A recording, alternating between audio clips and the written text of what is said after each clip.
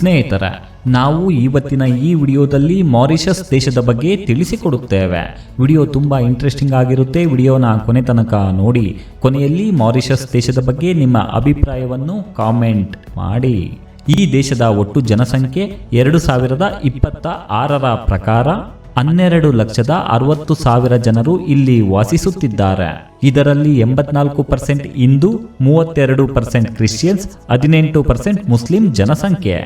ಹಿಂದೂ ಮಹಾಸಾಗರದಲ್ಲಿರುವ ದ್ವೀಪ ರಾಷ್ಟ್ರವಾದ ಮಾರಿಷಸ್ ಆಫ್ರಿಕಾದ ಪೂರ್ವ ಕರಾವಳಿಯಲ್ಲಿದೆ.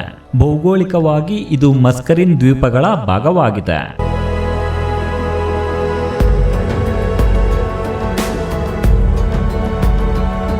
ಈ ದೇಶದ ರಾಜಧಾನಿ ಪೋರ್ಟ್ ಲೂಯಿಸ್.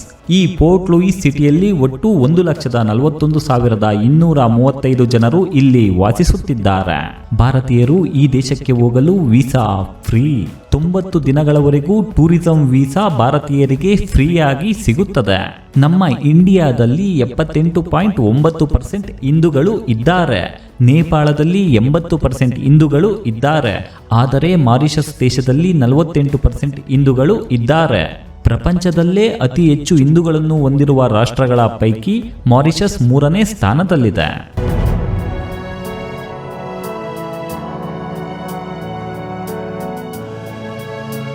ನಿಮಗೆ ಇನ್ನೊಂದು ಆಶ್ಚರ್ಯವೆನಿಸುವ ಸಂಗತಿ ಏನು ಅಂದ್ರೆ, ಈ ದೇಶಕ್ಕೆ ಯಾವುದೇ ಅಫಿಷಿಯಲ್ ಲ್ಯಾಂಗ್ವೇಜ್ ಇಲ್ಲ.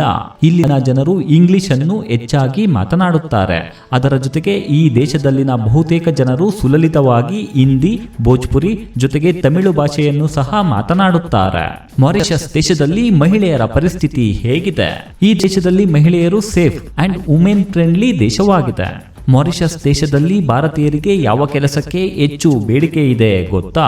ಇನ್ಫಾರ್ಮೇಶನ್ ಟೆಕ್ನಾಲಜಿ ಅಂದರೆ IT ರಂಗದಲ್ಲಿ, hospitality and tourism and engineering ಕೆಲಸ ಮಾಡುವವರಿಗೂ ಈ ದೇಶದಲ್ಲಿ ಉದ್ಯೋಗ ಅವಕಾಶಗಳು ಇದ್ದಾವೆ. ಮಾರಿಷಸ್ ಯಾಕೆ ಇಷ್ಟೊಂದು ಪ್ರಸಿದ್ಧವಾಗಿದೆ ಗೊತ್ತಾ? ಮಾರಿಷಸ್ನಲ್ಲಿ ಬಿಳಿ ಮರಳಿನಿಂದ ಕೂಡಿರುವ ಅನೇಕ ಸಮುದ್ರ ತೀರಗಳಿವೆ. ಜೊತೆಗೆ ಐಷಾರಾಮಿ ರೆಸಾರ್ಟ್ಗಳು ಇದ್ದಾವೆ.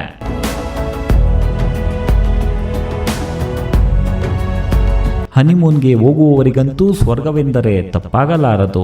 ಹೊಸದಾಗಿ ಮದುವೆಯಾದವರು ಇತ್ತೀಚೆಗೆ ಹನಿಮೂನ್ಗೆ ಹೋಗಲು ಮಾಲ್ಡೀವ್ಸ್ ಮತ್ತೆ ಬಾಲಿಗೆ ಹೋಗುವುದಕ್ಕಿಂತ ಹೆಚ್ಚಾಗಿ ಮಾರಿಷಸ್ಗೆ ಹೋಗಲು ಇಷ್ಟ ಪಡುತ್ತಿದ್ದಾರೆ. ಇಲ್ಲಿನ ಐಸ್ಲ್ಯಾಂಡ್ನಲ್ಲಿ underwater scooter driving and submarine ನಲ್ಲಿ ಹೋಗುವ ಅನುಭವ ಅತ್ಯಂತ ಆನಂದದಾಯಕವಾಗಿ ಇರುತ್ತದೆ. ಕಣ್ಣಿಗೆ ಮತ್ತೆ ಮನಸ್ಸಿಗೆ ಹಬ್ಬವೋ ಹಬ್ಬ ಎನ್ನುವ ಹಾಗೆ ಇರುತ್ತದೆ. ಯಾಕೆಂದರೆ ಮಾರಿಷಸ್ ಒಂದು ಐಸ್ಲ್ಯಾಂಡ್ ಕಂಟ್ರಿ.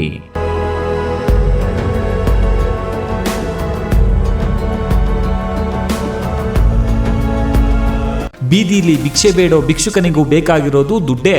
ಅರಮನೆಯಲ್ಲಿ ಕಾಲ್ ಮೇಲೆ ಕಾಲ್ ಹಾಕೊಂಡು ಕುತ್ಕೊಂಡಿರೋ ಶ್ರೀಮಂತನಿಗೂ ಬೇಕಾಗಿರೋದು ದುಡ್ಡೇ. ಆದ್ರೆ ನಿನ್ನತ್ರ ಮಾತ್ರ ದುಡ್ಡಿಲ್ಲ. ಯಾಕೆ ಗೊತ್ತಾ? ನೀನು ದುಡ್ಡು ಮಾಡಬೇಕು, ರಾಜಂತರ ಬದುಕಬೇಕು. ದುಡ್ಡು ಮಾಡೋದು ಹೇಗೆ ಅಂತ ನಾನು ನಿನ್ಗೆ ಹೇಳಿದ್ದೀನಿ. ನಮ್ಮ ಇನ್ನೊಂದು ಚಾನೆಲ್ನಲ್ಲಿ ಪೂರ್ತಿ ವಿಡಿಯೋ ಇದೆ, ಈಗಲೇ ನೋಡಿ. ವಿಡಿಯೋ ಲಿಂಕ್ ಡಿಸ್ಕ್ರಿಪ್ಷನ್ ನಲ್ಲಿ ಇದೆ. ಲಿಂಕ್ನ ಕ್ಲಿಕ್ ಮಾಡಿ 5 ನಿಮಿಷದ ವಿಡಿಯೋನ ಕೊನೆ ತನಕ ನೋಡಿ. ನಿಮ್ಮ ಜೀವನನೇ ಬದಲಾಗಬಹುದು. ನೀವು ಸಹ ದುಡ್ಡು ಮಾಡಬಹುದು. 1810ರಿಂದ 1968ರವರೆಗೂ ಬ್ರಿಟಿಷರು ಮಾರಿಷಸ್ನಲ್ಲಿ ಆಳ್ವಿಕೆಯನ್ನು ಮಾಡುತ್ತಾರೆ. 1968ರಲ್ಲಿ ಬ್ರಿಟಿಷರಿಂದ ಮಾರಿಷಸ್ ಸ್ವಾತಂತ್ರ್ಯವನ್ನು ಪಡೆದುಕೊಳ್ಳುತ್ತದೆ. ಡೂಡೋ ಮಾರಿಷಸ್ನ ರಾಷ್ಟ್ರೀಯ ಪಕ್ಷಿಯಾಗಿದೆ. ಈ ದೇಶದ ಕರೆನ್ಸಿ ಮರೇಷಿಯನ್ ರುಪಿ. ಒಂದು ಮರೇಷಿಯನ್ ರುಪಿ ನಮ್ಮ ಭಾರತದ ಕರೆನ್ಸಿಗೆ ಹೋಲಿಕೆ ಮಾಡಿ ನೋಡಿದರೆ 2 ರೂಪಾಯಿಗಳು. ಇನ್ನು GDP ರ್ಯಾಂಕ್ನಲ್ಲಿ ಈ ದೇಶವು 145ನೇ ಸ್ಥಾನದಲ್ಲಿದೆ. ನೀವೇನಾದರೂ ಮಾರಿಷಸ್ ದೇಶಕ್ಕೆ ಪ್ರವಾಸಕ್ಕೆಂದು ಹೋದರೆ ಶಾಂತತೆಯಿಂದ ಕೂಡಿರುವ ಪ್ರವಾಸಿ ತಾಣಗಳನ್ನು ಆನಂದವಾಗಿ ನೋಡಿಕೊಂಡು ಬರಬಹುದು. ಮಾರಿಷಸ್ ಒಂದು ಹಳೆಯ ಜ್ವಾಲಾಮುಖಿಯಿಂದ ನಿರ್ಮಾಣವಾದಂತಹ ದ್ವೀಪ ರಾಷ್ಟ್ರ. ಈ ದೇಶವು ಆಫ್ರಿಕಾ ಭಾಗದಲ್ಲಿದ್ದರೂ ಸಹ ಸುರಕ್ಷಿತ ಪ್ರವಾಸಿ ದೇಶಗಳಲ್ಲಿ ಒಂದು ಎಂದು ಪರಿಗಣಿಸಲಾಗುತ್ತದೆ. ಇಲ್ಲಿನ ಪ್ರಕೃತಿ ಸೌಂದರ್ಯ, ಬೀಚ್ಗಳು ಮತ್ತು ಇಲ್ಲಿನ ಜನರ ಶಾಂತಯುತವಾದ ಜೀವನ ಶೈಲಿಯನ್ನು ನೋಡುತ್ತಿದ್ದರೆ ಮಾರಿಷಸ್ ಅನ್ನು ಕೆಲವರು ಪ್ಯಾರಡೈಸ್ ಐಸ್ಲ್ಯಾಂಡ್ ಎಂದು ಕರೆಯುತ್ತಾರೆ.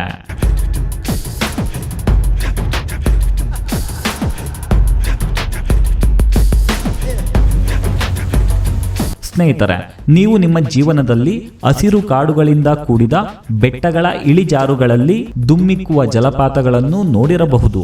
ಆದರೆ ಮಾರಿಷಸ್ನಲ್ಲಿ ತನ್ನದೇ ಆದ ಅತ್ಯಂತ ವಿಶಿಷ್ಟವಾದ ನೀರಿನ ಒಳಗಡೆ ಇರುವ ಜಲಪಾತವನ್ನು ಸಹ ನೀವು ನೋಡಬಹುದು.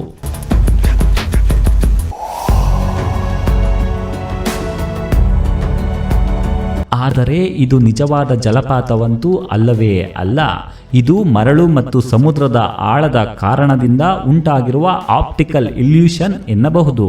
ಇನ್ನು ಇದನ್ನು ಆಕಾಶದಿಂದ ನೋಡಿದಾಗ ಸಮುದ್ರದ ಒಳಗಡೆ ನೀರು ಬೀಳುವಂತೆ ಕಾಣುತ್ತದೆ. ಮಾರಿಷಸ್ ಸಮುದ್ರದ ನೀರು ವಿಶ್ವದ ಅತ್ಯಂತ ಸ್ವಚ್ಛ ನೀರಿನಲ್ಲಿ ಇದೂ ಸಹ ಒಂದು ಎಂದು ಪರಿಗಣಿಸಲಾಗುತ್ತದೆ.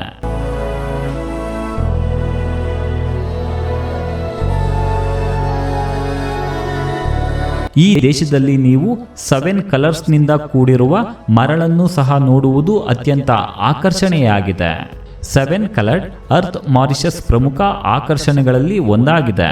ಇದು ಪ್ರಕೃತಿ ಪ್ರಿಯರಿಗೆ ನಿಜವಾಗಿಯೂ ಸ್ಮರಣೀಯ ಅನುಭವವನ್ನು ನೀಡುತ್ತದೆ. ಇನ್ನು ನೀವು 7 ಕಲರ್ಡ್ ಅರ್ತ್ ಜಿಯೋ ಪಾರ್ಕ್ಗೆ ಭೇಟಿ ನೀಡಿದ್ದರೆ ಅಲ್ಲಿ ನೇರಳೆ, ಹಳದಿ, ಕೆಂಪು ಮತ್ತು ನೀಲಿ ಮರಳಿನ ಪದರಗಳನ್ನು ಒಟ್ಟಿಗೆ ನೋಡಬಹುದು.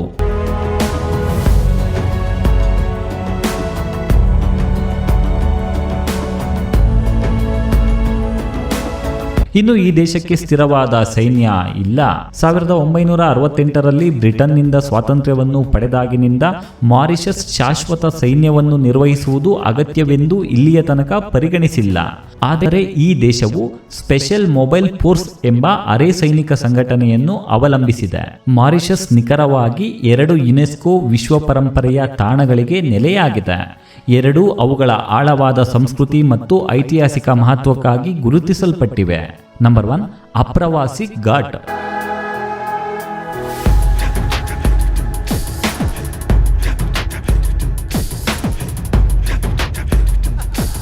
Number 2, Le Morne cultural landscape.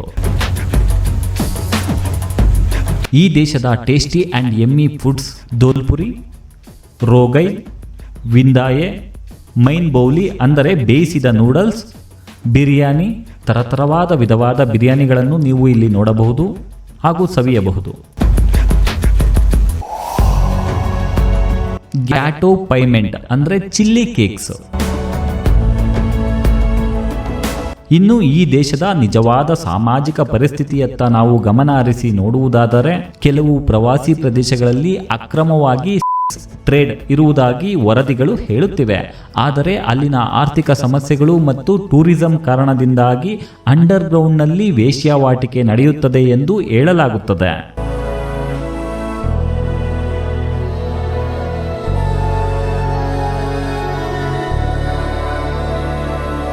ಈ ದೇಶದಲ್ಲಿ ಮಹಿಳೆಯರು ಮತ್ತು ಮಕ್ಕಳ ಸುರಕ್ಷತೆಗಾಗಿ NGOs ಮತ್ತು ಸರ್ಕಾರ ಕಾರ್ಯನಿರ್ವಹಿಸುತ್ತದೆ. ಸ್ನೇಹಿತರೆ, ನೀವು ನಮ್ಮ ಕನ್ನಡ ಫ್ಯಾಕ್ಟ್ಸ್ ಯೂಟ್ಯೂಬ್ ಚಾನಲ್ಗೆ ಯಾಕೆ ಸಬ್ಸ್ಕ್ರೈಬ್ ಮಾಡಿಕೊಳ್ಳಬೇಕು ಎಂದರೆ ನಾವು ನಮ್ಮ ಚಾನಲಿನಲ್ಲಿ 197 ದೇಶದ ಬಗ್ಗೆಯೂ ವಿಡಿಯೋಗಳನ್ನು ಮಾಡುತ್ತಿದ್ದೇವೆ. ಪ್ರತಿದಿನ ಒಂದೊಂದು ದೇಶದ ಬಗ್ಗೆ ವಿಡಿಯೋಗಳನ್ನು ಮಾಡಿ ಅಪ್ಲೋಡ್ ಮಾಡುತ್ತೇವೆ. ದಯವಿಟ್ಟು ಈಗಲೇ ನಮ್ಮ ಚಾನಲ್ಗೆ ಸಬ್ಸ್ಕ್ರೈಬ್ ಮಾಡಿಕೊಳ್ಳಿ. ಪ್ರತಿದಿನವೂ ಒಂದೊಂದು ದೇಶದ ಬಗ್ಗೆ ಮಾಹಿತಿಯನ್ನು ತಿಳಿದುಕೊಳ್ಳಿ. ಮರೆಯದೆ ನೋಟಿಫಿಕೇಶನ್ ಬಟನ್ ಸಹ ಒತ್ತಿ ಆನ್ ಮಾಡಿಕೊಳ್ಳಿ. ಹಾಗೆ ಈ ವಿಡಿಯೋವನ್ನು ಒಂದು ಲೈಕ್ ಮಾಡಿ ನಮಗೆ ಸಪೋರ್ಟ್ ಮಾಡಿ. ಮತ್ತೆ ಮುಂದಿನ ವಿಡಿಯೋದಲ್ಲಿ ನಾಳೆ ಸಿಗೋಣ. ಅಲ್ಲಿಯವರೆಗೂ ನಮಸ್ಕಾರ.